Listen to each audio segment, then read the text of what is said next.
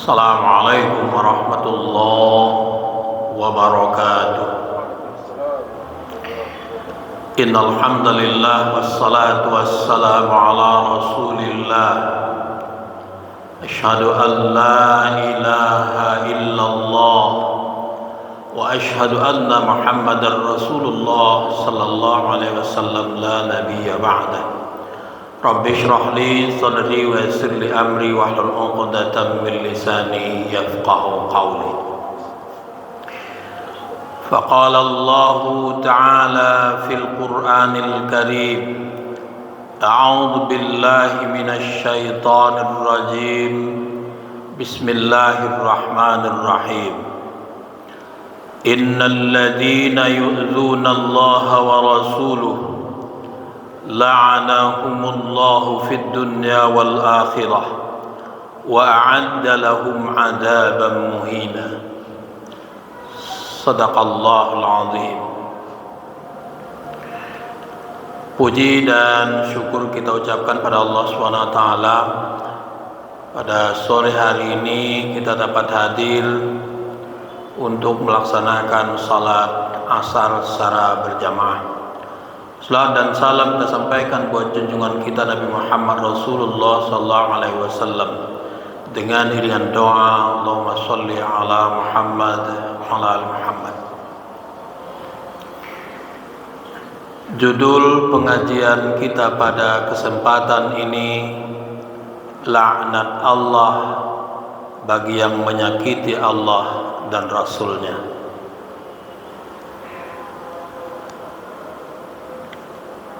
Jamaah asar yang berbahagia, makna menyakiti Allah dan Rasulnya secara singkat dikatakan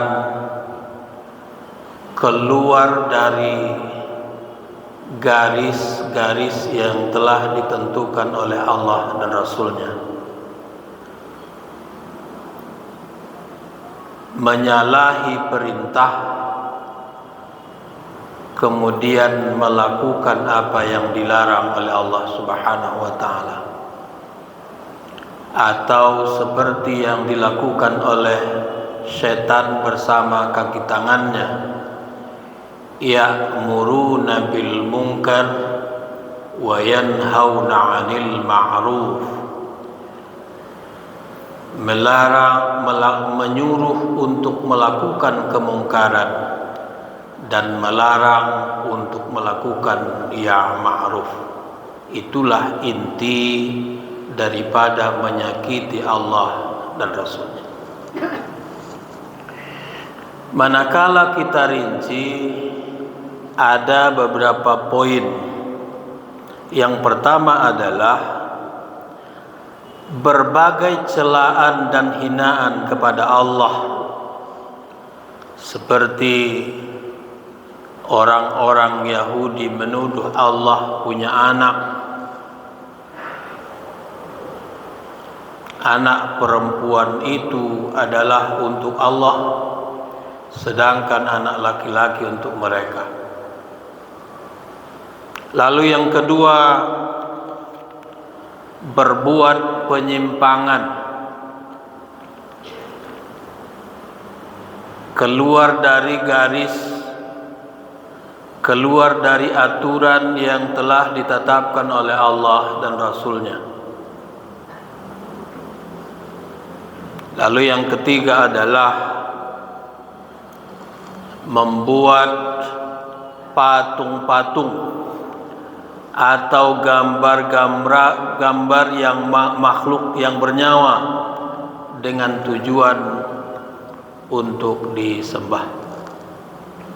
Lalu pengertian yang keempat adalah dengan menentang, tidak mengindahkan perintahnya, terutama dalam masalah akidah, ibadah, dan hukum-hukum syariat.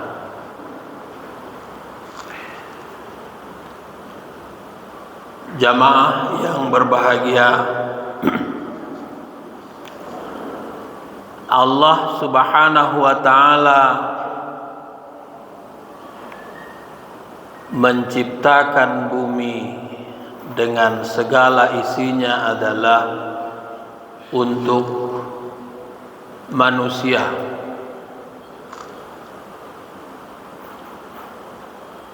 Malah Allah menciptakan manusia fi ahsani taqwim, dalam bentuk yang sebagus-bagusnya, dalam susunan yang seindah-indahnya.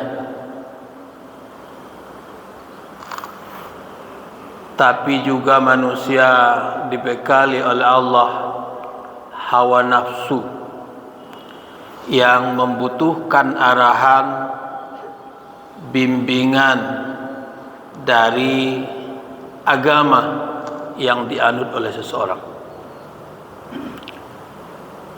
Karenanya dia atau setiap orang diharuskan untuk memiliki ilmu sebanyak-banyaknya agar dia atau manusia itu mengenal Tuhannya dengan baik, mengenal Rasulnya dengan baik, sehingga dia tidak menerka-nerka seperti apa Allah itu. Dia tidak menerka seperti apa contoh yang ditinggalkan Rasul itu, tapi dia benar-benar mengetahui. Jamaah yang berbahagia, tapi seperti kita ketahui bersama bahwa kehadiran makhluk yang bernama manusia di permukaan bumi ini dipertanyakan oleh malaikat. Seperti firman Allah, wa idz qala rabbuka lil malaikati inni ja'ilun fil ardi khalifah. Allah berfirman kepada para malaikat, aku akan jadikan di bumi itu khalifah. Qalu, para malaikat itu dengan nada bertanya, ataj'alu fiha may yufsidu fiha. Apakah engkau akan jadikan di bumi itu orang-orang yang akan membuat kerusakan? Wa yasfikut dima, orang-orang yang akan menumpahkan darah. Wa nahnu nusabbihu bihamdika wa nuqaddisu lak, dan kami memujimu dengan mensucikan engkau. Qala inni a'lamu ma la ta'lamun. Allah berfirman, sesungguhnya aku paling mengetahui apa yang tidak kalian ketahui. Jamaah yang berbahagia, ketika Allah Subhanahu wa taala memerintahkan kepada para malaikat, usjudu li adama fasajadu illa iblis. Allah merintahkan kepada para malaikat, bersujudlah kamu, berikanlah penghormatan kepada Adam alaihissalam. Maka para malaikat pun bersujud, illa iblis, yang ketika itu jin ada di sana, karena iblis itu golongan jin.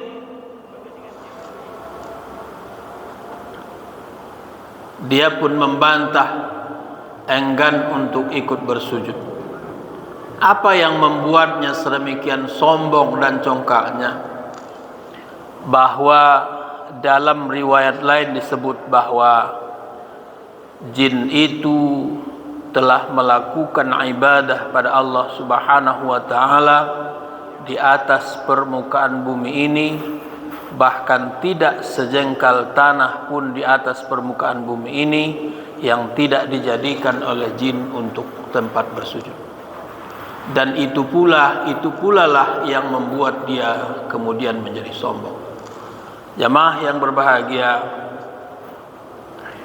kalau tadi ada hawa nafsu, ada agama, kemudian ada setan yang senantiasa menguntit setiap orang, yang senantiasa mengawasi setiap orang, kapan dia lengah dari mengingat Allah Subhanahu wa taala, maka ketika itu pula lah setan datang mengganggunya.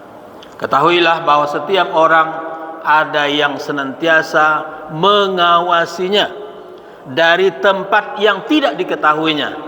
Diawasi oleh setan terus menerus, sehingga ketika dia lengah, lupa menyebut nama Allah, lupa berzikir pada Allah Subhanahu wa taala, maka ketika itulah rayuan setan masuk kepadanya. Jemaah yang berbahagia, di samping yang kita sebutkan tadi, ada ganjalan-ganjalan yang besar, yakni Yahudi, Nasrani, laknatullah, bahwa mereka juga membuat strategi bagaimana umat Islam ini hancur, bagaimana umat Islam ini terpeleset dari jalannya. Mereka pun membuat berbagai macam jalan. Di antaranya adalah mereka masuk ke berbagai macam perguruan tinggi. Maka kita kenallah apa yang disebut dengan JIL, Jaringan Islam Liberal. Lalu yang kedua ada JIM, Jaringan Intelektual Muhammadiyah. Lalu ada INUL, bukan INUL yang Bapak dan Ibu kenal itu, tapi Ikatan Nahdlatul Ulama Liberal. Lalu yang keempat adalah JIN, Jaringan Islam Nusantara. Apa pesan yang mereka bawa atau bahasa yang mereka gunakan adalah semua agama sama. Tidak sedikit dari umat Islam ini yang terprovokasi dengan bahasa-bahasa seperti itu. Orang-orang yang dangkal ilmunya, tidak mau mendalami, dia pun ikut serta. Oh, Islam kok sama kiranya. Termakan dia. Benarkah seperti itu? Enggak. Masa iya agama sama?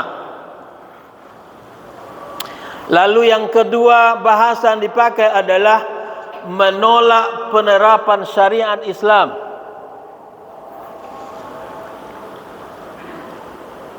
Lalu yang ketiga adalah jilbab tidak wajib atau bukan syariat, tapi itu adalah tradisi orang Arab. Itu didengungkan. Lalu ada bahasa mantan rektor UIN Makassar. Katanya, Bapak dan Ibu dengar ini baik-baik. Berhubung Nabi Muhammad SAW telah wafat, maka sudah sepantasnya kita lakukan revisi terhadap Al-Quran. Itu bahasanya.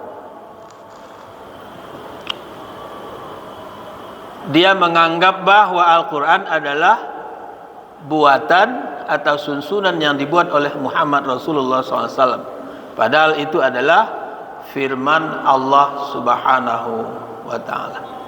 Jamaah yang berbahagia, tidak lain dan tidak bukan jalan yang harus kita tempuh adalah mari baca terus Al-Quran, baca terjemahannya, pelajari tafsirnya dengan benar, biar kita tidak terpeleset dari jalan Allah Subhanahu wa ta'ala. Kalau hanya Bapak dan Ibu melihat di YouTube setiap hari, belajar dengan YouTube, bahkan menjadi rukun iman yang kesekian, YouTube itu menjadi narasumber, tidak mustahil kita semua atau Bapak dan Ibu menjadi sesat di kemudian hari. Tidak sedikit orang yang mengisinya itu adalah orang-orang yang tidak beragama Islam. Nah, jemaah yang berbahagia, mudah-mudahan Allah Subhanahu wa ta'ala senantiasa menjaga dan memelihara kita untuk tidak terjerumus ke jalan setan. Semoga bermanfaat. Assalamualaikum warahmatullahi wabarakatuh.